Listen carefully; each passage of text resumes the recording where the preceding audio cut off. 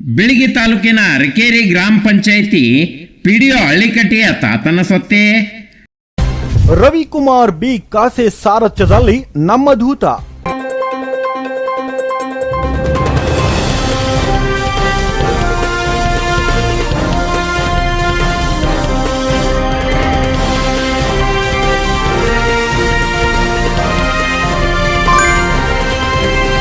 ಇಂದಿನ ಕಥಾನಾಯಕ ಅರಕೇರಿ ಗ್ರಾಮ ಪಂಚಾಯಿತಿ ಅಭಿವೃದ್ಧಿ ಅಧಿಕಾರಿ ಗುರುನಾಥ್ ಹಳ್ಳಿಕಟ್ಟಿಯ ಕರ್ಮಕಾಂಡ. ಬಾದಾಮಿ ತಾಲೂಕಿನ ನೇರಲಕೇರಿ ಗ್ರಾಮದ ಸಿದ್ದಪ್ಪನ ಮಗನೇ ಗುರುನಾಥ್ ಹಳ್ಳಿಕಟ್ಟಿ ಸನ್ 2010ರಲ್ಲಿ ಪಿಡಿಒ ಆಗಿ ಪಂಚಾಯತ್ ರಾಜ್ ಇಲಾಖೆಯ ಹೊಕ್ಕು ಇಲಾಖೆಯ ಮಾನ 3 ಕಾಸಿಗೆ ಹರಾಜೆ ಹಾಕಿದ್ದಾನೆ. ತನ್ನದೇ ಆದ ಪಿಡಿಒ ಗುಂಪನ್ನು ಕಟ್ಟಿಕೊಂಡು ಗೂಂಡಾಗಿರಿ ಮಾಡುತ್ತಾ ಬಂದಿರುವ ಗುರುನಾಥನ ಕುರಿತು ಹೇಳುತ್ತಾ ಸಾಗಿದರೆ ವರ್ಷಗಳು ಉಳುತ್ತವೆ.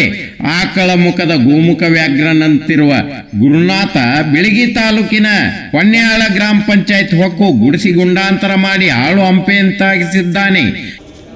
ನಾವು ಬಿಳಿಗಿ ತಾಲೂಕ ಹೊನ್ಯಾಳ ಗ್ರಾಮದವರು, ಹೊನ್ಯಾಳ ಗ್ರಾಮ ಪಂಚಾಯತಿಯಿಂದ ಒಟ್ಟು ಸರ್ವ ಸದಸ್ಯರು ಒಟ್ಟು ಬಂದಿದ್ದೆವು.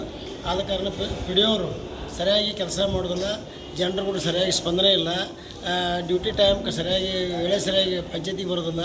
ಇವೆಲ್ಲ ಸಮಸ್ಯೆಗಳ ಸಂಬಂಧ ನಾವು ಸಿ ಒ ಸಾಹೇಬ್ರಿಗೆ ಭೇಟಿ ಆಗಕ್ಕೆ ಇವತ್ತು ಬಾಗಲಕೋಟೆಗೆ ಬಂದಿದ್ದೆವು. ನಮ್ಮ ಪಂಚಾಯತಿಯಲ್ಲಿ ಜನರಿಂದ ಭಾಳ ತೊಂದರೆ ಆಗೈತಿ ಇವರಿಂದ ಜನರಿಗೆ. ಆದ ಕಾರಣ ಇವ್ರನ್ನ ಯಾವುದೇ ರೀತಿಯಿಂದ ನಮ್ಮ ಪಂಚಾಯತಿಯಿಂದ ವರ್ಗಾವಣೆ ಮಾಡ್ಬೇಕಂತೇಳಿ ನಮ್ಮಲ್ಲಿ ವಿನಂತಿಸಿ ಕೇಳ್ಕೊತೀವಿ. ಈತನ ಕರ್ತಲ ಮೂಲಕ ವಿದ್ಯೆಯನ್ನು ಕಂಡು ಹೊನ್ಯಾಳ ಗ್ರಾಮ ಪಂಚಾಯತ್ ಸದಸ್ಯರೆಲ್ಲರೂ ದಂಗಾಗಿ ಹೋಗಿದ್ದಾರೆ. ಬಾಗಲಕೋಟೆ ಜಿಲ್ಲಾ ಪಂಚಾಯತ್ ಸಿಒಗೆ ದೂರು ನೀಡಿದ ಫಲವೇ ಸದ್ಯಕ್ಕೆ ಅರಕೇರಿ ಪಂಚಾಯಿತಿ ಹೊಕ್ಕಿದ್ದಾನೆ. ಅಂದು ದೂರು ಪಡೆದು ತನಿಖೆ ಮಾಡದೆ ಕಸದ ಬುಟ್ಟಿಗೆ ಎಸೆದ ಟಿ ಭೂಪಾಲನ್ ಕೃಪೆಯಿಂದ ಇಂದು ಯಥಾವತ್ತಾಗಿ ಕಾರವಾರ ನಡೆಸುತ್ತಿರುವ ಗುರುನಾಥನಿಗೆ ಬಗನಿಗೂಟ ಜಡಿಯುವುದು ಅನಿವಾರ್ಯ. ಸಾರ್ವಜನಿಕರ ದೂರು ಪಡೆದ IAS ಅಧಿಕಾರಿ ಟಿ ಭೂಪಾಲನ್ಗೆ ಸಾರ್ವಜನಿಕರ ದೂರು ಎಂದರೆ ಕೊಂಚ ಅಲರ್ಜಿ. ಇವತ್ತಿಗೂ ಆ ದೂರು ಎಲ್ಲಿದೆ ಎಂದು ಯಾರಿಗೂ ಗೊತ್ತಿಲ್ಲ. ಸಾರ್ವಜನಿಕ ಹಣದಲ್ಲಿ ಸಂಬಳ ಪಡೆಯುವ ಈ ಅಧಿಕಾರಿಗಳು ತಮ್ಮ ಆಡಳಿತದ ಮಾಹಿತಿಯನ್ನು ನೀಡುವುದಿಲ್ಲ. ಇವರುಗಳ ಆಡಳಿತ ಪಾರದರ್ಶಕವಾಗಿದೆಯೇ ತಿಳಿಯದು. ಗುರುನಾಥನ ಆಡಳಿತದಲ್ಲಿ ಮಾಹಿತಿ ಪಡೆಯುವುದು ಎಂದರೆ ಹರಸಾಹಸ ಪಡಬೇಕು. ನೀವು ಮಾಹಿತಿಯನ್ನು ಕೇಳಿದರೆ ಜಪ್ಪಯ್ಯ ಎಂದರೆ ನೀಡುವುದಿಲ್ಲ.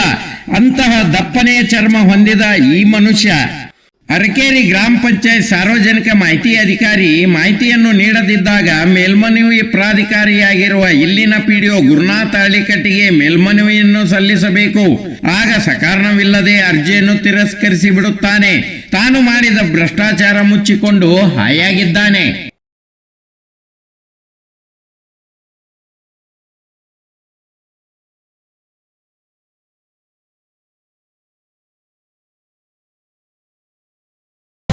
ರವಿಕುಮಾರ್ ಬಿ ಕಾಸೆ ಸಾರಥ್ಯದಲ್ಲಿ ನಮ್ಮ ದೂತ. ಸಮಾಜದ ಸಮತೋಲನವನ್ನ ಕಾಯ್ದುಕೊಂಡು ಜನತೆಗೆ ನ್ಯಾಯದ ಜೊತೆ ನೆಮ್ಮದಿಯ ಬದುಕಿಗೆ ಮುಕ್ತ ಅವಕಾಶ ಕಲ್ಪಿಸುವುದು ಮಾಧ್ಯಮದ ಹೊಣೆಗಾರಿಕೆ. ಹಾದಿ ತಪ್ಪಿದ ನಾಯಕರು, ದಾರಿ ತಪ್ಪಿಸುವ ಸಾಮಾಜಿಕ ಸಮಸ್ಯೆ, ಮೇರೆ ಮೀರಿದ ಭ್ರಷ್ಟಾಚಾರ, ಬಡ ಮಧ್ಯಮ ಜನರ ಮೇಲಾಗುವ ಹಲ್ಲೆ, ಅಧಿಕಾರಿಗಳ ಜನಪ್ರತಿನಿಧಿಗಳ ಅಕ್ರಮ ಸಂಪತ್ತಿನ ಮಾಹಿತಿಯೊಂದಿಗೆ ನೇರ ಸುದ್ದಿ ಮಾಧ್ಯಮವಾಗಿ ಸೌರಭ ನ್ಯೂಸ್. ದಿಟ್ಟ ವರದಿಗಳೊಂದಿಗೆ ನಮ್ಮ ದೂತ ನ್ಯೂಸ್.